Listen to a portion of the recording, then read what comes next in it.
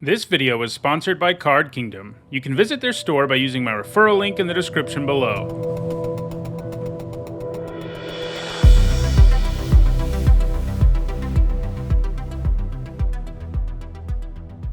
Hi everyone, I'm Hone, and today I'm bringing you another video in my Innistrad Midnight Hunt Limited set review. So far, I've given you my thoughts on every single card in the set that isn't green, and today we're concluding the card-by-card portion of the set review with a look at all of the remaining green cards. In this video, I'll give you my thoughts on every green card in Innistrad Midnight Hunt, focusing on how good I think they'll be in the new limited format. I use a letter grade system to sum up my thoughts on each of these cards. If you don't know what my grades mean, you can find an explanation in the description. Alright, let's take a look at our first green card. First, we've got Augur of Autumn, which for 1 generic and 2 green is a 2/3 human druid at rare. You may look at the top card of your library anytime, you may play lands from the top of your library, and it has Coven, and that means you get some kind of effect as long as you have creatures in play with 3 different powers, as in power and toughness, and in this case, you can cast creature spells from the top of your library too if you get Coven going.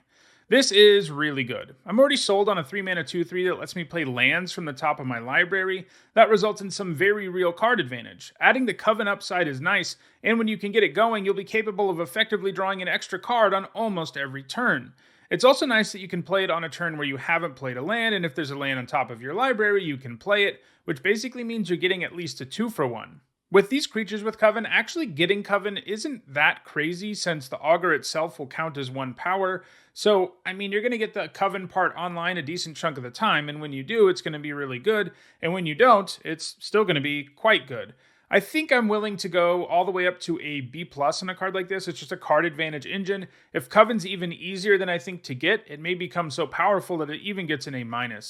Next up, it's Bird Admirer, which for 2 generic and a green is a 1/4 human archer werewolf at common. It's got reach and daybound. This format has this new way of doing werewolves with daybound and nightbound. If you want to know more, hear me go a little bit deeper on how these mechanics work. It's something I covered in the very first video of this part of the set review, and I'm also going to go a little deeper on it when I talk about the red-green archetype in the upcoming archetype guide. But suffice it to say that the game can change between daytime and nighttime, and if it's daytime, Bird Admirer comes into play as a 3-mana 1/4 with reach, but if it's nighttime within the game, or becomes nighttime when the Admirer is in play, you get Wing Shredder, which is a 3/5 with reach. So a 3-mana 1/4 with reach makes the cut reasonably often in most limited formats, and this will sometimes be a lot bigger. And reach does look like it's going to be pretty good for green decks in this format, especially because there's a lot of flyers. Every creature that has Disturb can become a flyer. There are flyers everywhere, so if you're like a green-red deck, you're going to need reach or you're going to get run over by these flyers. So a card like this is going to be a solid common. Obviously, if it was always a 3-mana 3/5 with reach, it would be like a B. And if it was always a 3-mana 1/4 with reach, it would be like a C-, and I think we sort of split the difference here with a C+. Next up, it's Bounding Wolf, which for 2 generic and a green is a 3/2 wolf at common. It's got flash and reach. So, like I just mentioned with Bird Admirer, reach is extra good in this format. So, if you're in green, you're going to need a way to stop them. Bounding Wolf can do it, and it can even ambush things thanks to flash. Seems like a solid card. I'm giving it a C. Next up, it's Bramble Armor, which for 1 generic and a green is a common equipment, and when it enters the battlefield, you attach it to target creature you control. Equipped creature gets +2/+1, and it has an equip cost of 4. This gives an alright boost when it equips for free, and it will also help you get Coven online in some situations, which is cool. Equipping it after that first time is a little rough though, but if it keeps giving you Coven or making creatures into threats, it seems reasonable. I think this is a C. Next up, it's Briarbridge Tracker, which for 2 generic and a green is a 2/3 human scout at rare. It's got vigilance. When it enters the battlefield, you investigate, which means you get a clue token, which is an artifact token that you can pay 2 for to sacrifice and draw a card. And as long as you control a token, it gets +2/+0. This is a throwback to Tireless Tracker, which is one of my favorite all-time Magic cards, so it's fun to see a card making a callback to that. This isn't quite the bomb that Tireless Tracker was, but it's still a very, very good card. It will be a 3-mana 4/3 with Vigilance that gives you a valuable clue, and that means it will often represent a 2-for-1. Ideally, you're hoping that you can cash in the clue and still hold on to the stats boost, and that's doable because it doesn't have to be a clue token that's in play. Any token being in play, whether it's a decayed zombie or whatever, will keep this at a 4/3 with Vigilance. I think this is a B. Next up, it's Broodweaver, which for 3 generic and a green is a 2/4 spider at uncommon. It's got reach, and when it dies, you make a 1/2 green spider creature token with reach. So you can see they've jammed a bunch of reach into this color, and they needed to. So that's good news if you're planning or end up in a green deck in this format. It's going to be good news that you won't just get run over by flyers, because there's all these common, uncommon cards that are perfectly playable cards with reach, and Broodweaver is another one of those. You know, a 4-mana 2/4 with reach is another card that's like a C- most of the time. You'll play it in some limited formats, you know, that's Giant Spider, and making a reach spider when this dies is nice too. I'm giving it a C. Next up, it's Burly Breaker, which for 3 generic and 2 green is a 6/5 human werewolf at uncommon with ward 1, and it has Daybound. So if it's daytime or becomes daytime while the nightbound side of this is in play, you get Burly Breaker. And then the other side is Dire Strain Demolisher, which will be the side that comes into play right away if it's nighttime, and the side that Burly Breaker transforms into if it becomes nighttime. And it has ward 3, and it's an 8/7. This thing is burly for the cost, whether it's night or day, and adding ward to the mix makes it so even if your opponent has removal, you're going to make it a little more challenging for them to use it. Ward 3 on the nightbound side is especially nice. This seems like a great curve topper for green decks in the format. I'm giving it a B-. Next up, it's Candlelit Cavalry, which for 4 generic and a green is a 5/5 human knight at common, and it's got Coven. And at the beginning of your combat, if you've met the Coven requirement, it gains Trample until end of turn. So this is a 5-mana 5/5, something that makes the cut in some green decks anyway, and if it was always a 5/5 with Trample, it'd probably be like a C+. A 5/5 with Trample some of the time is about a C, and that seems about right to me.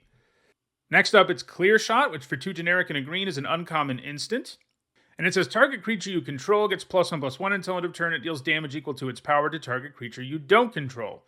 This is a reprint from our last visit to Innistrad, and it was an excellent removal spell. The stats boost plus punch effect is great, and you can even use it sometimes to create 2-for-1 situations. As always with this type of removal, you have to pick your spot with it wisely, because you get blown out sometimes if your opponent can interact in response, but it's still premium and potentially green's best uncommon, giving it a B.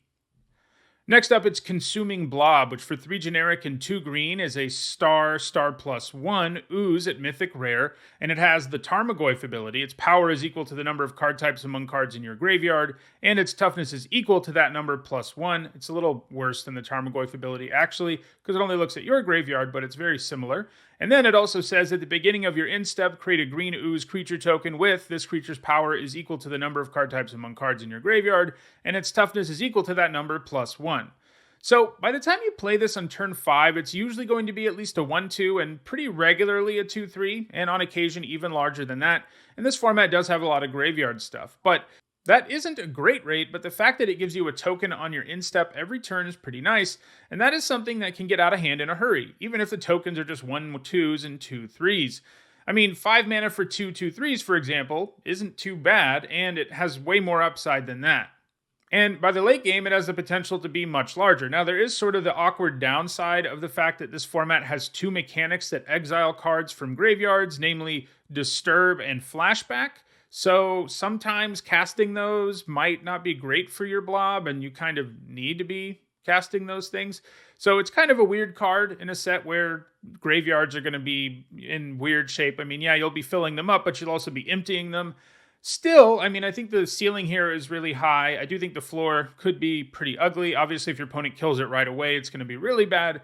But as long as you get 1 token out of it, and you will, you know, a good chunk of the time, especially if you wait until your opponent can't respond on your turn, you're going to be okay with it. And sometimes it'll just be insane. So I think it's a B+ in the end. I don't think that's a grade. I'm not like ultra confident about this grade because of how weird this card is in this format.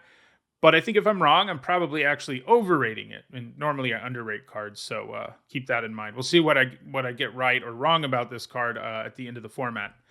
Next up, it's Contortionist Troop, which for X and a green is a 0/0 human at uncommon, and when it enters the battlefield, it does so with X +1/+1 counters on it, and it has Coven, and at the beginning of your end step, if you've got Coven going on, you put a +1/+1 counter on a creature you control. So this is really nice. It'll never have the most efficient stats ever, but the fact that it can be really big in the late game and also be something you cast early is nice. And what really makes it interesting is Coven, because its power is pretty customizable. It will be able to make sure that you are triggering Coven reasonably often, and it has a pretty powerful Coven payoff itself. So the fact that this is an X-costed creature that can have whatever amount of power and toughness you want it to have, more or less, means you're going to be easily getting Coven once you play it in many cases, which means you'll be getting that counter. And you also get that counter at your instep, so you'll get it that turn before maybe your opponent kills the troop. Overall, I think this is going to be one of the best cards for these Coven decks, which is the green-white archetype. I'm giving it a B.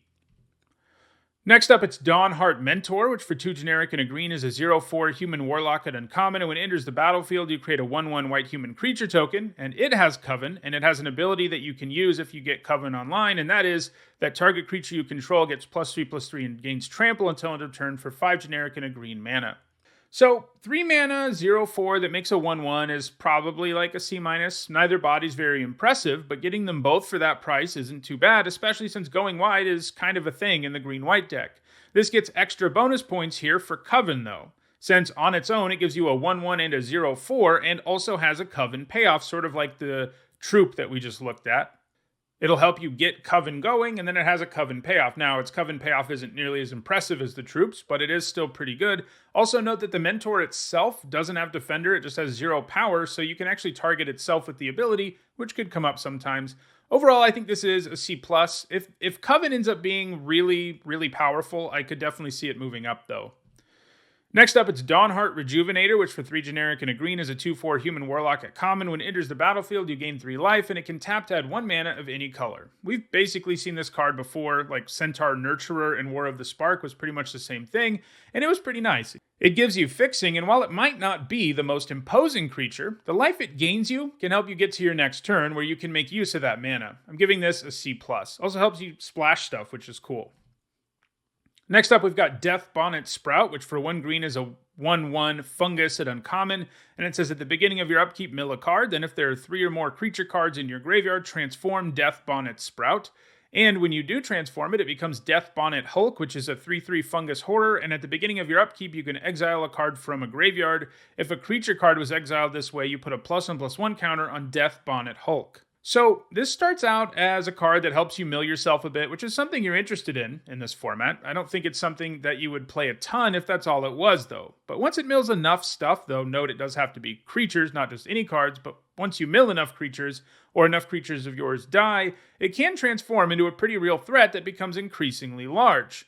Now, again, transforming it, not going to be ultra easy. I mean, you can sometimes play this on like turn 5 and you're nowhere near transforming it, and that's going to be very ugly since this is, a 1 mana 1/1. And I think that significant hurdle on transforming it, even in a graveyard set, is enough that this just sort of sticks around at a C. If you get Death Bonnet Hulk going, it can even go after your opponent's graveyard, and it's going to be a bit of a problem, but I just see the hurdles here as a bit too much.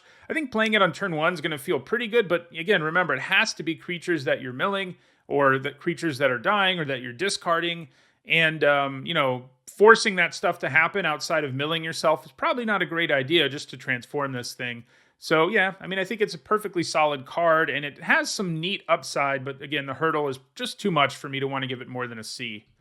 Next up, it's Defend the Celestis, which for 2 generic and 2 green is an uncommon instant, and it says distribute 3 +1/+1 counters among 1, 2, or 3 target creatures you control.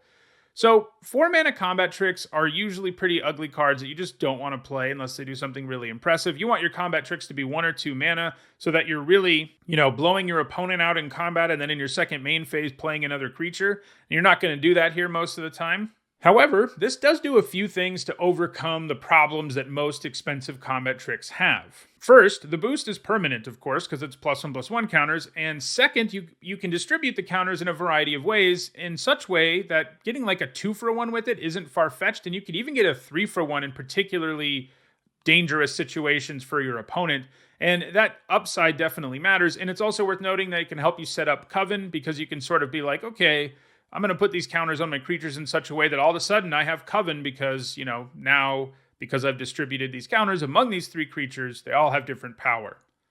Although I guess if you're putting 1 on each one and they already had the same power, that's not going to work, but you know what I mean. It can help you generate Coven. I'm giving this a C. Next up, it's Dryad's Revival, which for 2 generic and a green is an uncommon sorcery, and it says return target card from your graveyard to your hand, and it has flashback for 4 generic and a green. So if this were just 3 mana to return a card from your graveyard, it wouldn't be good. That's just card selection. You're sort of spinning your wheels. You're not adding to the board. And, you're just getting 1 card back. You're trading 1 for 1, and it's just not that good. Adding flashback does make it better because it means in the long run you do get a 2 for 1, but you also have to pay a total of 8 mana to get that 2 for 1. And just getting a card back from your graveyard often isn't that powerful. Now, if you have some bombs and things like that, it's going to be insane in some situations. But in most decks, it's just not going to be worth it. It just doesn't do enough to really be worth a card. I mean, you don't really get a full card worth of value out of it again until you've spent 8 mana on it. And even then, depending on what you're getting back, it may not be enough. I'm giving this a D.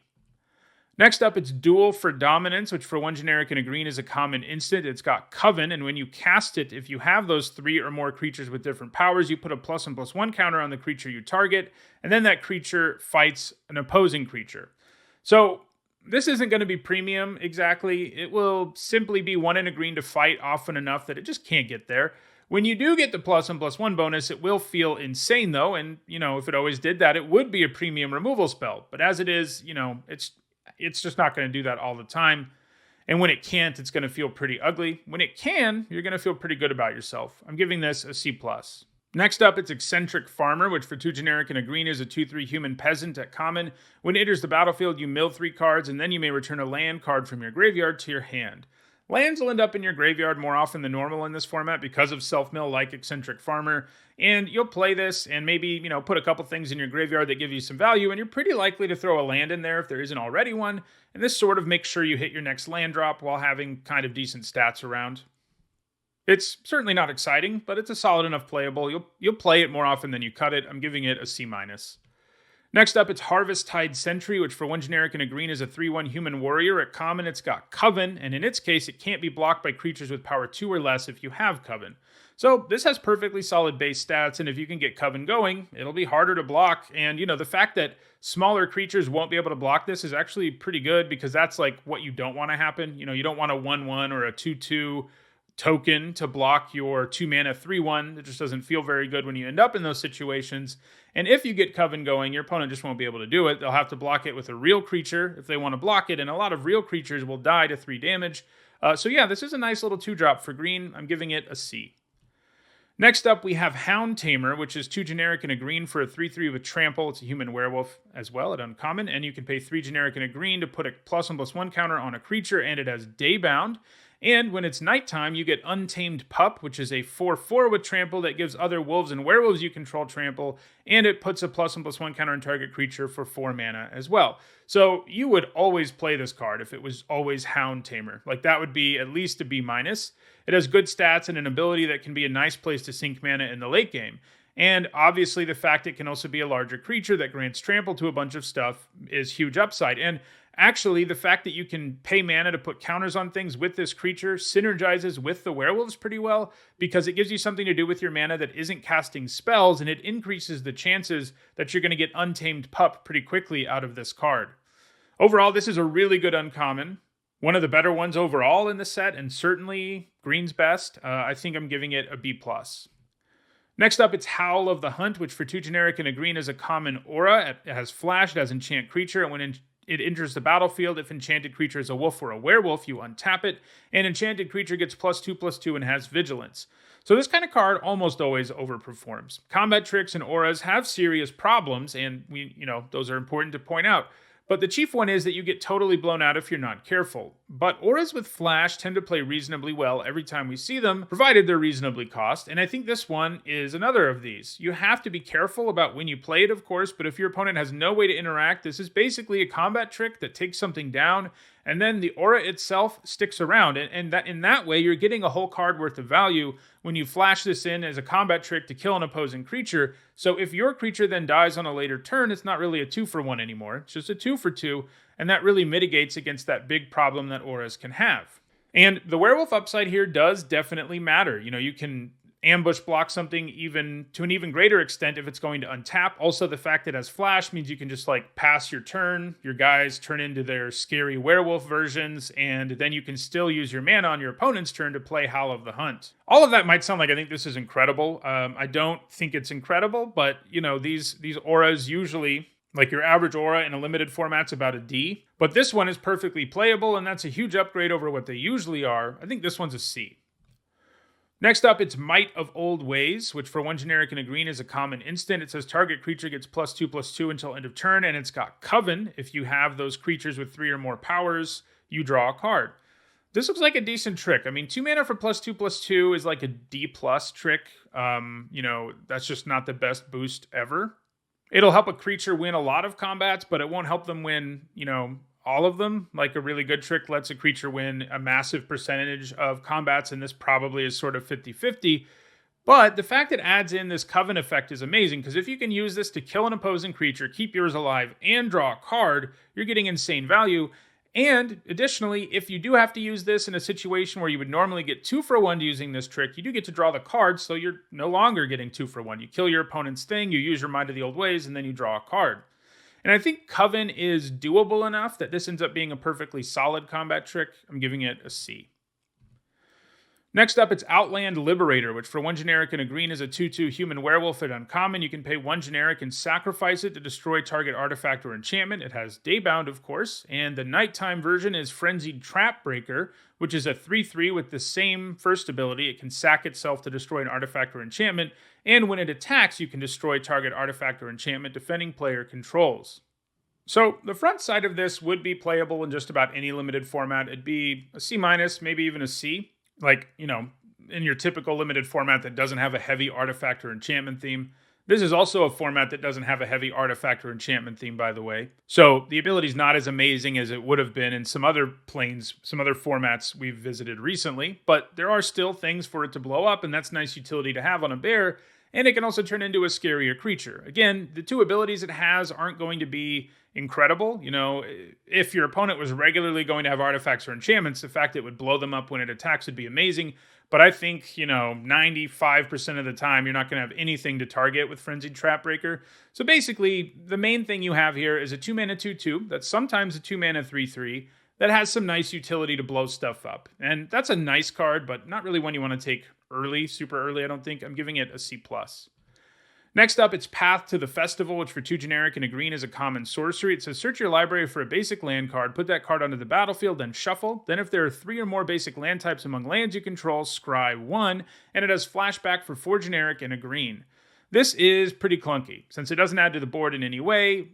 That said, it does fix and ramp, and it can do it again from the graveyard, and sometimes you'll even get to scry. And oftentimes, if you're playing this card, you're going to be playing 3 colors, you're going to be splashing something, so scrying with it isn't that far-fetched. It'll probably happen a decent chunk of the time, actually, and improving that next draw does matter and gives it some value beyond just ramping you, but not a lot of it. Flashing it back won't be as big of a deal, since by the time you're there, you won't desperately need mana anymore in most cases, but the blue-green deck looks like it's about flashback and ramping, and Path to the Festival looks like it'll fit in there. You really won't be playing this in aggressive decks or anything like that in most cases. You're hoping you get access to fixing that's a little less terrible when you don't need the fixing, and that's not really the case here, and that's the problem with this kind of card. Like, if you draw this and you have all your mana set up the way you already need it, like if you draw it in the even mid-game and certainly in the late game, it's just basically a blank card, and that's a pretty big problem. Overall, it's probably just a C-. Next up, it's Pestilent Wolf, which for 1 generic and a green is a 2/2 wolf at common, and you can pay 2 generic and a green to give it Death Touch until end of turn. That's a lot of mana to give it Death Touch, but it's still a 2 mana 2/2 with decent upside, and I think that means this is a C. Next up, it's Plummet, which for 1 generic and a green is a common instant, and it says destroy target creature with flying. So this format does have a lot of flyers as a result of Disturb, so Plummet might be a little bit better in the main deck in this format than it is in most, but I think you'd still prefer to bring it out of your sideboard. There aren't so many flyers that you really desperately need Plummet, especially because, as we've seen, green has some nice reach creatures. And against most players, it's hard to guarantee they'll have enough targets for this to make it worth it. You don't want to put a card in your deck that's blank like 85% of the time. So it's probably, you can play it in your main deck if you're desperate, because most people will have at least a few targets, but it's probably a D+ there, but it's a C+ out of your sideboard. A very real card you can bring in if you're playing best of 3. Next up, it's Primal Adversary, which for 2 generic and a green is a 4/3 wolf at Mythic Rare. It's got Trample, and when it enters the battlefield, you can pay 1 generic and a green any number of times. When you pay this cost 1 or more times, you put that many +1/+1 counters on the adversary. Then, up to that many target lands you control become 3/3 wolf creatures with haste that are still lands. So we've seen impressive adversaries all week. All of them were B+ or better, and I think I gave all, I want to say I gave all but the black one at least an A-, but it's hard to recall exactly. Primal Adversary, I think, is the best of this incredibly powerful cycle of this, just these creatures who are really efficient if you play them early, and then if you play them late, they just win you the game. And that's a pretty amazing combo to have.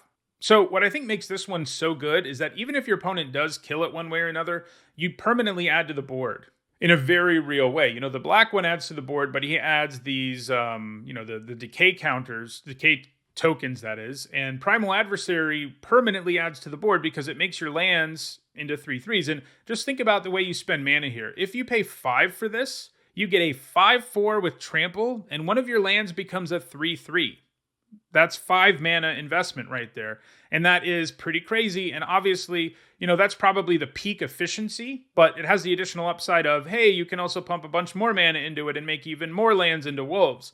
Now, a lot of the time, the wolf is going to be tapped. The one land you make into a wolf will be tapped because it helped pay for the effect, but you can also find a way to get around that. Overall, this thing is pretty insane.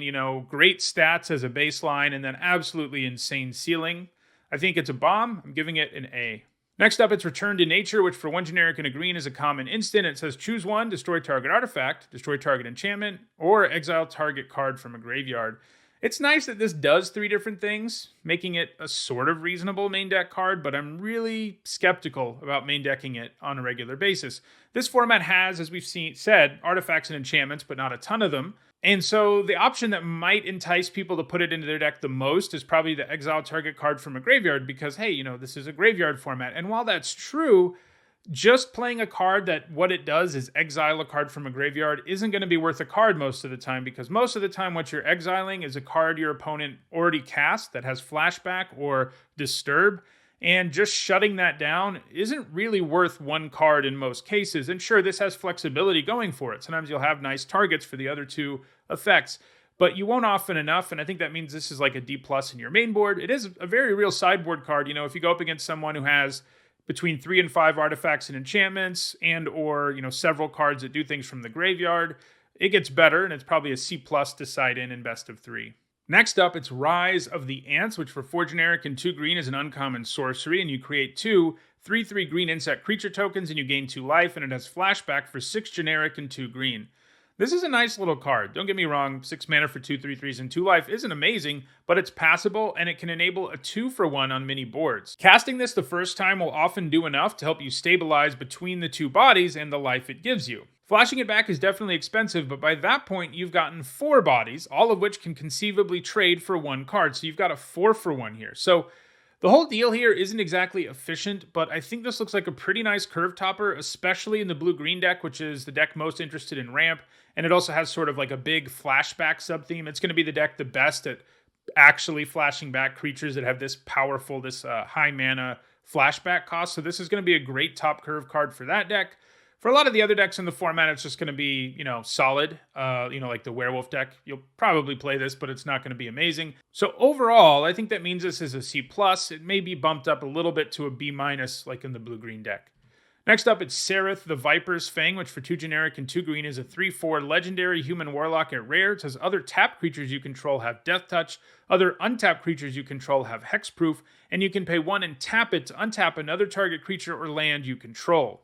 This is pretty nice. Basically, when your creatures attack, they have Death Touch. When they aren't attacking, they have Hexproof. Now, that's not exactly how it works, but that's how it's going to play out most of the time, and having those things be true is great. Of course, Sereth does not count itself, so it can still die to removal, but that's okay. It will come down and impact the board immediately on most board states. It's nice it comes with the ability to untap a creature too, since it can give you hexproof at instant speed, and that might be the kind of thing someone overlooks, especially early in the format.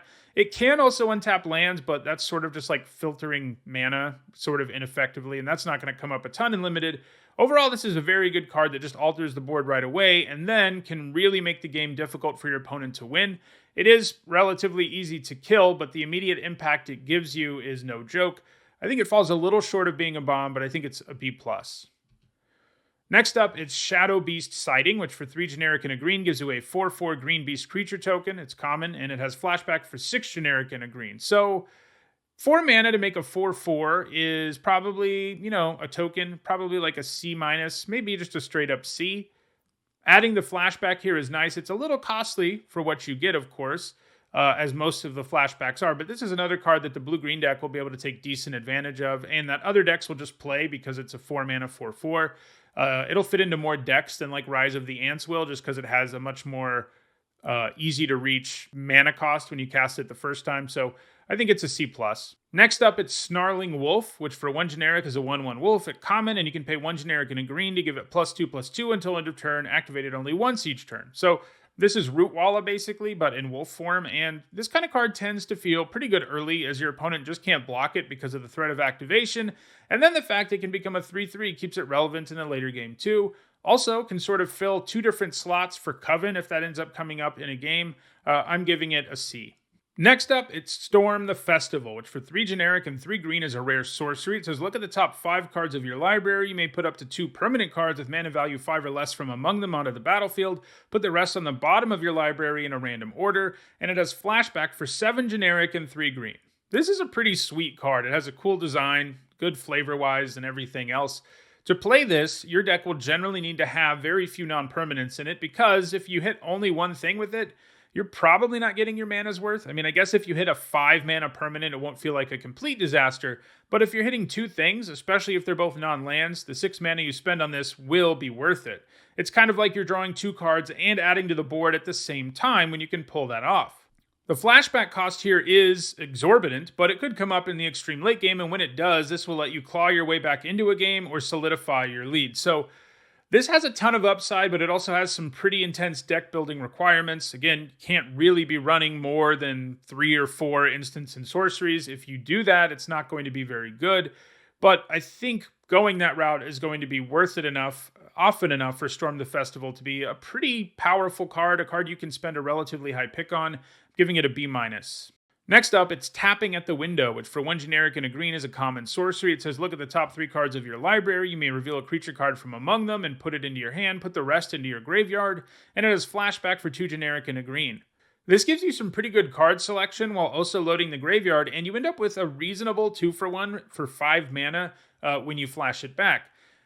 You do need to be a deck that has like 15 creatures in it, but that's going to be most green decks in the format. I think this is a C. Next up, it's Timberland Guide, which for 1 generic and a green is a 1/1 human scout at common, and when it enters the battlefield, you put a +1/+1 counter on target creature. This is a reprint, and even if it wasn't, we see a card like this in a lot of formats, and I always like them a decent amount. They're nice as 2-drops, as they can just be 2 mana 2/2s, and then in the later game, you can put the counter somewhere more relevant. There isn't a +1/+1 counter deck in this format per se, but the counter this guy brings with him can really help you set up Coven, since you add him to the board and put the counter somewhere else, and you're already 2/3 of the way there. I think this is a C+. Next up, it's Tireless Hauler, which for 4 generic and a green is a 4/5 human werewolf at common. It's got Vigilance and Daybound, and its nighttime mode is Dire Strain Brawler, a 6/6 with Vigilance and Nightbound.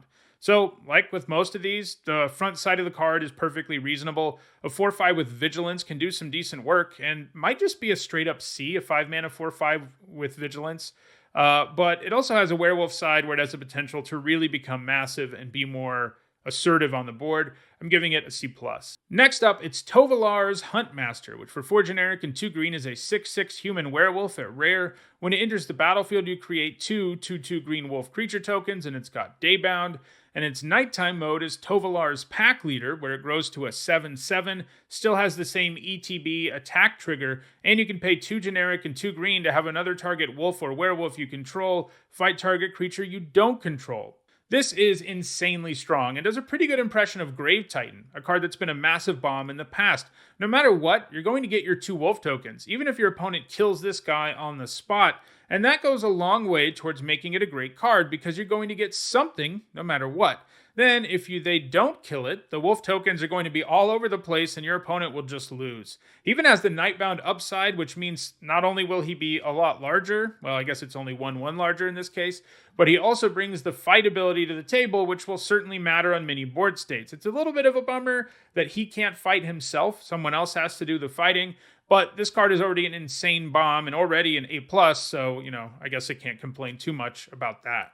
Next up, it's Turn the Earth, which for 1 green mana is an uncommon instant. It says choose up to 3 target cards in graveyards. The owners of those cards shuffle them into their libraries. You gain 2 life, and it has flashback for 1 and a green. I'm not really into this kind of card. You have to look at it, what happens after you spend the total 3 mana on this? Well, you still haven't really gotten a full card of value. You've gained 4 life, which definitely not a full card of value, and you've, shuffled some cards back into your deck or taken some cards away from your opponent that are like good graveyard cards. But the thing is, this format has lots of ways to disrupt graveyards that aren't cards that are just doing stuff with the graveyard, and, this format also doesn't have a life gain deck. This is a cheap thing to flashback, and blue-green does have a flashback theme and a few payoffs for doing it. But again, you can just play good cards with flashback that actually give you good value up to a 2-for-1 in many cases, rather than this thing, which just has a very narrow use. I think it's just an F. Next up, it's Unnatural Growth, which is 1 generic and 4 green mana for a rare enchantment, and at the beginning of each combat, you double the power and toughness of each creature you control until end of turn. So, first up, I'd like to note that quadruple green is actually pretty hard to get consistently in your typical limited deck, especially by turn 5. Limited mana bases aren't very good in most formats, and I don't see a reason for that to be different here. We've got Evolving Wilds.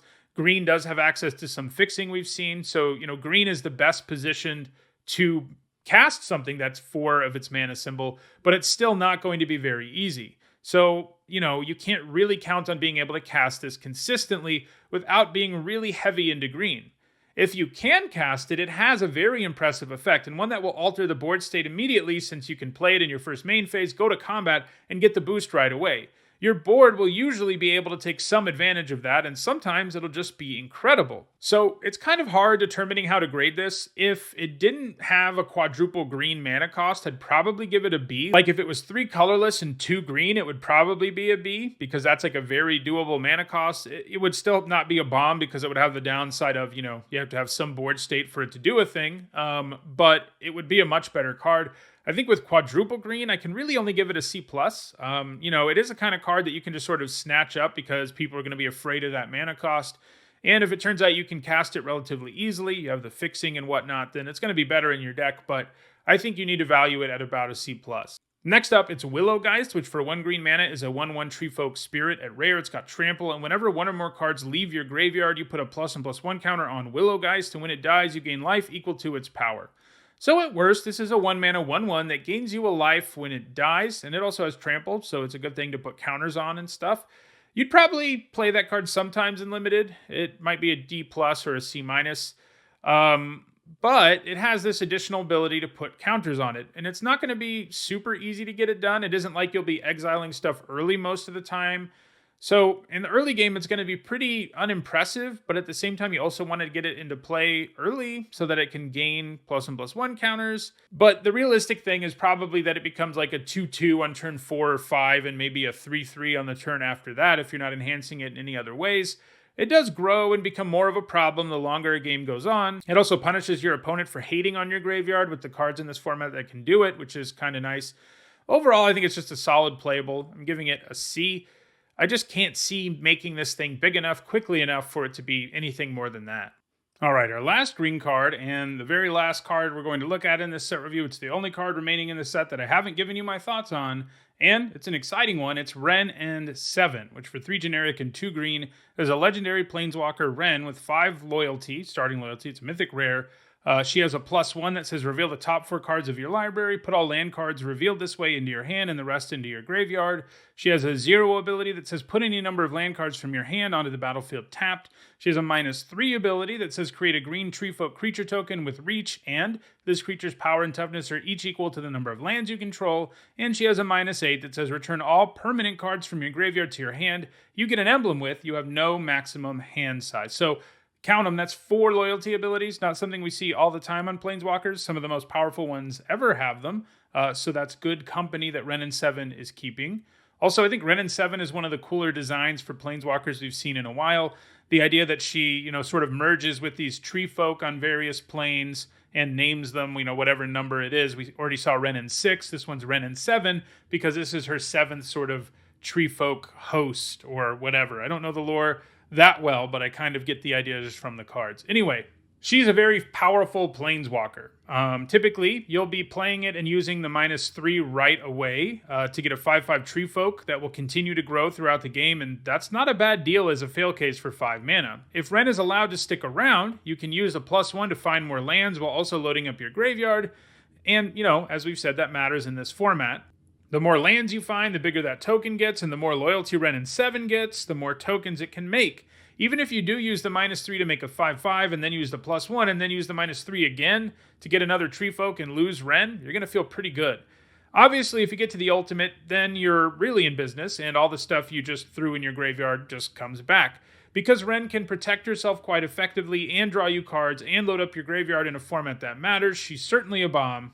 I'm giving her an A. So that does it for my thoughts on the green cards in Innistrad Midnight Hunt, and actually, that completes the card-by-card portion of this limited review. If you're looking for the rest of it, you should see a playlist on your screen shortly. I'm not done talking about this limited format, though, not by a long shot, actually. I'll have several more videos coming out in the coming days and weeks, including an archetype guide, my picks for the biggest bombs in the format, my picks for the best commons in the format, and draft videos, ultimately. And if you want to stay aware of all of that, you should subscribe and turn on notifications. And if you like this video, you should also like it and share it. That does it for now, though. Thanks for watching.